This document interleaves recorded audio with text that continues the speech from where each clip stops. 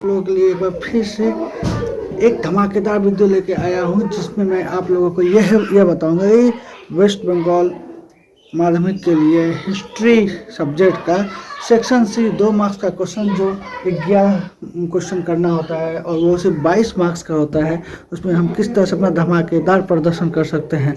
तो तैयार हो जाइए सिर्फ सुपर 30 क्वेश्चंस के लिए। जी हाँ दोस्तों, सिर्फ 30 क्वेश्चन, सिर्फ और सिर्फ 30 क्वेश्चन मैं आप लोगों के लिए लेकर आया हूँ, जिसमें से यह जो 11 क्वेश्चन है जो 2 मार्क्स का होगा और ये सेक्शन जो 22 मार्क्स का सेक्शन है जो दोस्तों ये आप बहुत ही अच्छी तरीक़ा से कर पाइएगा। तो चलिए दोस्तों शुरुआत करते हैं बिना किसी देरी किए हुए।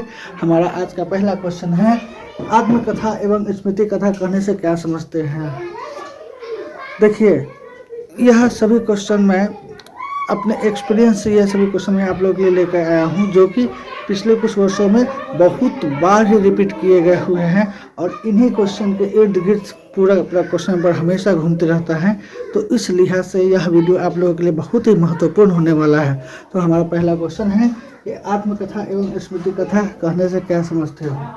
आप यह ब्लैक बोर्ड पर देख सकते हैं कि आप ब्लैक बोर्ड पर कुछ क्वेश्चन देख सकते हैं। 34 क्वेश्चन है यहाँ पर, जिसमें से पहला क्वेश्चन आत्मकथा स्मृति कथा करने से क्या समझते हैं। हमारा दूसरा क्वेश्चन है नव विधान कहने से आप क्या समझते हैं। जी हाँ दोस्तों, यह क्वेश्चन नव विधान करने से क्या समझते हैं। जैसा कि आप लोग जानते हैं कि स्वामी विवेकानंद जी के द्वारा यह नव विधान का सिद्धांत दिया गया था, जिसके बारे में यहाँ हिस्ट्री में 2 मार्क्स का क्वेश्चन में पूछा जाता है कि नव विधान करने से आप क्या समझते हैं।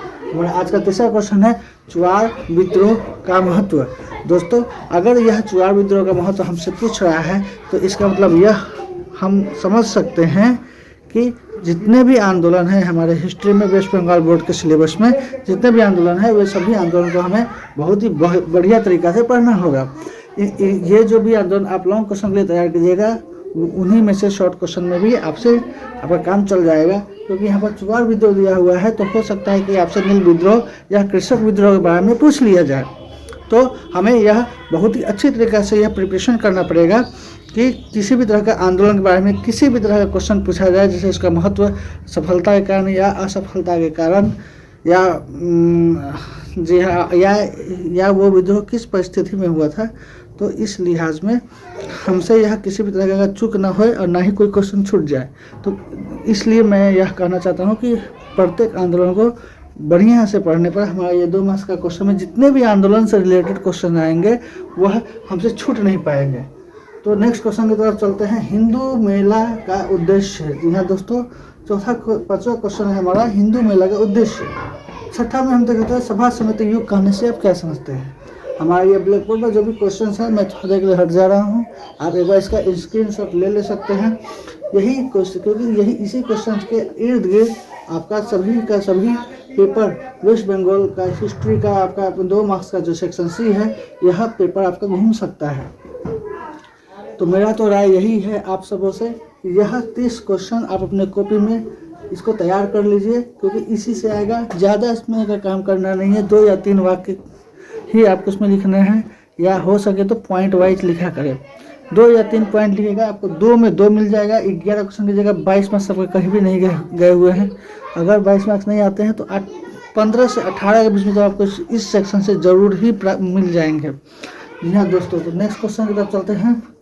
भारत सभा का उद्देश्य हो गया था राष्ट्रीयता जगाने में भारत माता के चित्र का क्या योगदान है। दोस्तों, यह क्वेश्चन बहुत ही इम्पोर्टेंट है। वेस्ट बंगाल 2024 के हिस्ट्री का माध्यमिक के लिहाज से यह क्वेश्चन बहुत ही ज़्यादा इम्पोर्टेंट लग रहा है कि राष्ट्रीयता जगाने में भारत माता के चित्र का क्या उद्देश्य, क्या योगदान रहा है। दोस्तों, हम अपने नेक्स्ट क्वेश्चन की तरफ चलते हैं। विश्व भारती एवं शांति निकेतन के क्या उद्देश्य है। जैसा कि आप सभी जानते हैं, विश्व भारती एवं शांति निकेतन यह रविन्द्रनाथ टैगोर जी से रिलेटेड क्वेश्चंस हैं। तो आप अगर रविन्द्रनाथ टैगोर जी का लॉन्ग क्वेश्चन कर रहे होंगे तो उसी लॉन्ग क्वेश्चन करने के दौरान आपका यह क्वेश्चन कवर हो गया होगा कि विश्व भारती एवं शांति निकेतन के क्या उद्देश्य है। यह विश्व भारती और शांति निकेतन, जैसा कि हम सभी जानते हैं कि यह शिक्षा से जुड़ा हुआ है। रविन्द्रनाथ टैगोर जी ने इसका स्थापना किया था। हम अपने नेक्स्ट क्वेश्चन देख सकते हैं, श्री रामपुर त्रयी कहने से आप क्या समझते हैं। उसके बाद है छापा खाना के विकास में पंचानन कर्मकाजी का योगदान। जी हाँ दोस्तों, यह बहुत ही महत्वपूर्ण क्वेश्चन है। मैं ये सभी क्वेश्चन महत्वपूर्ण क्वेश्चन है, मैं बार बार कहना चाह रहा हूँ, इस क्वेश्चन का तो आप अनदेखा भूल कर भी नहीं कर सकते हैं। अगर आप ये भूल कर रहे हैं कि आप इस क्वेश्चन का अनदेखा कर रहे हैं तो आप बहुत ही बड़ा गलती करने जा रहे हैं, क्योंकि ये सभी क्वेश्चन गारंटी के साथ 100% या 11 क्वेश्चन 2 मार्क्स का जो सेक्शन है इसमें यह सभी फंसने वाले हैं। दोस्तों, छपा खाना के विकास में पंचानन कर्मकाजी का योगदान 2 से 3 लाइन लिखना है और उसी में आपका 2 मार्क्स फिक्स हो जाते हैं। नेक्स्ट क्वेश्चन है एका आंदोलन करने से आप क्या समझते हो। उसके बाद बारदौली सत्याग्रह करने से आप क्या समझते हो, या बारदौली सत्याग्रह का सफल बारदौली सत्याग्रह किनके द्वारा और कब किया गया था, या फिर यह सफल रहा कि असफल रहा, आंदोलन के नेता के नाम। ये सभी पॉइंट पर आप लोगों को थोड़ा फोकस करना है, क्योंकि बारदौली सत्याग्रह से हमेशा कुछ न कुछ पूछ ही लिया जाता है। तो हम अपने नेक्स्ट क्वेश्चन की तरफ चल रहे हैं। 3 कठिया प्रणाली करने से आप क्या समझते हैं। जी हाँ दोस्तों, 3 कठिया प्रणाली करने से आप क्या समझते हैं। यह 3 कठिया प्रणाली, अगर आप हिस्ट्री ठीक से पढ़े हैं अपने टेक्स्ट बुक को, तो आपको यह मालूम होगा कि यह 3 कठिया प्रणाली कृषक यानी किसान से जुड़ा हुआ कुछ प्रणाली है। नेक्स्ट क्वेश्चन है anti circular society. Anti circular society करने से आप क्या समझते हैं, या यह इसका गठन कब किया गया था, इसके प्रमुख सदस्य कौन थे, या किस परिस्थितियों में गठन किया गया था। इन सभी विषयों पर थोड़ा आपको ज़्यादा ध्यान देना पड़ेगा। हमारा 16वां क्वेश्चन है श्रमिक एवं किसान पार्टी। श्रमिक एवं किसान पार्टी का मैं फिर से यह कहना चाहूँगा, यही सब वो कुछ संगठन या कुछ आंदोलन है जिसका आपको नेता का नाम रखना है, या ये किन परिस्थितियों में गठन हुआ था, या फिर सफल या असफल के कारण, ये सब आपको देखना पड़ेगा। आपका 17वां क्वेश्चन है बीना दास जी क्यों स्मरणीय हैं। जी हाँ दोस्तों, बीना दास जी क्यों स्मरणीय हैं। अगर आप ध्यान से अपना तैयारी कर रहे होंगे हिस्ट्री का, तो आपको कुछ नाम, कुछ पर्सनली कुछ नाम ऐसे मिले होंगे जिसके बारे में अक्सर पूछा जाता है। जैसे बीना दास जी क्यों इम्पोर्टेंट है, भारत का लौह पुरुष किसे और क्यों कहा जाता है, सिद्धू एवं कानू कौन थे, इत्यादि कुछ जो पार्टिकुलर्स नेम हैं हिस्ट्री में, उन नेम के बारे में या उन महत्वपूर्ण हस्तियों के बारे में पूछा जाता है, जिनमें से एक यह इम्पोर्टेंट क्वेश्चन है बीना दास जी क्यों स्मरणीय है।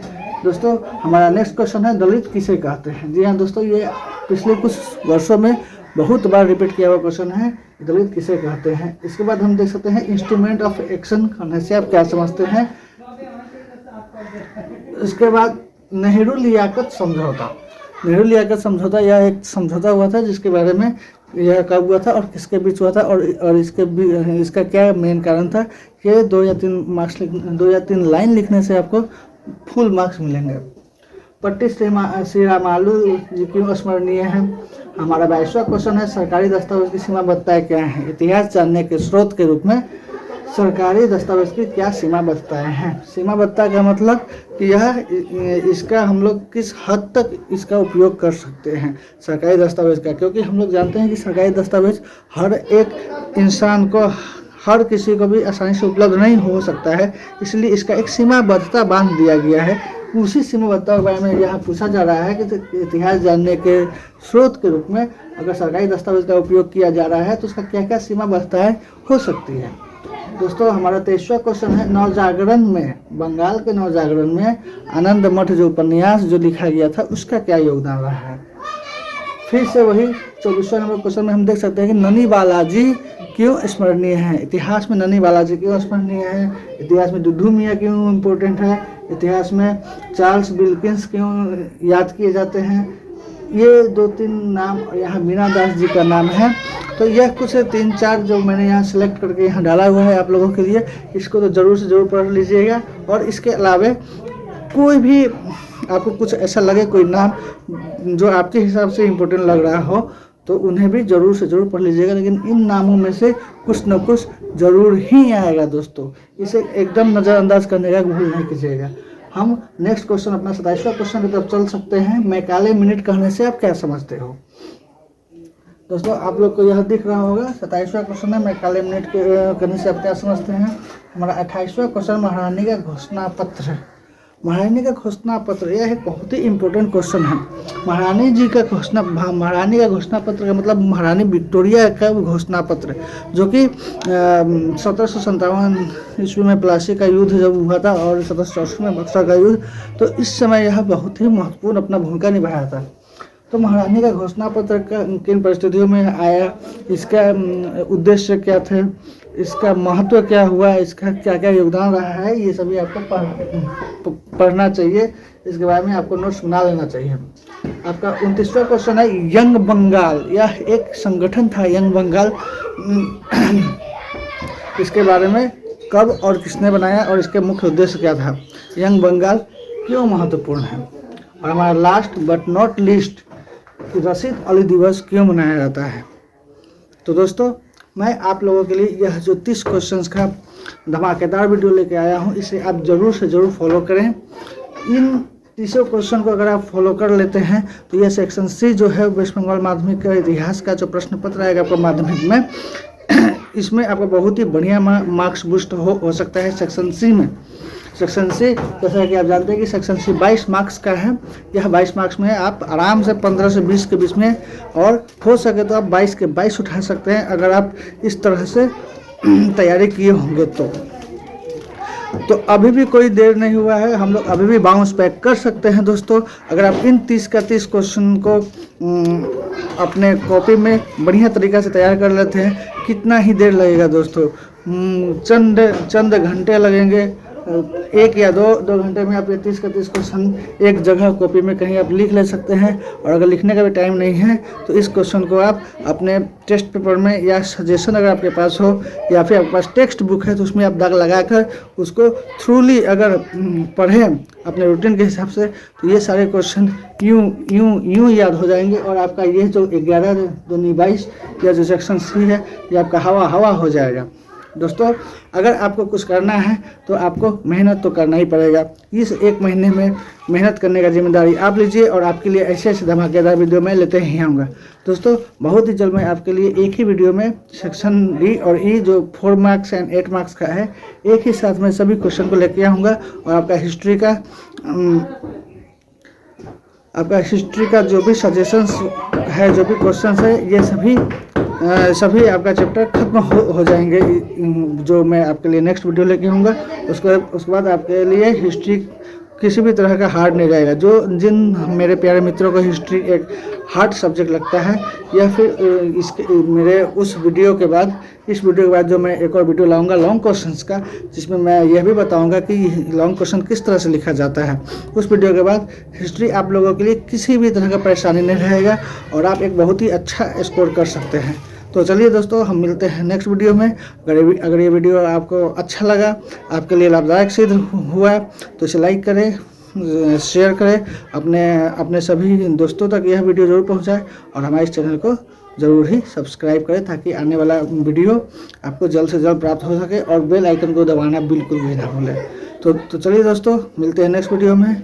नमस्कार, जय हिंद, जय भारत।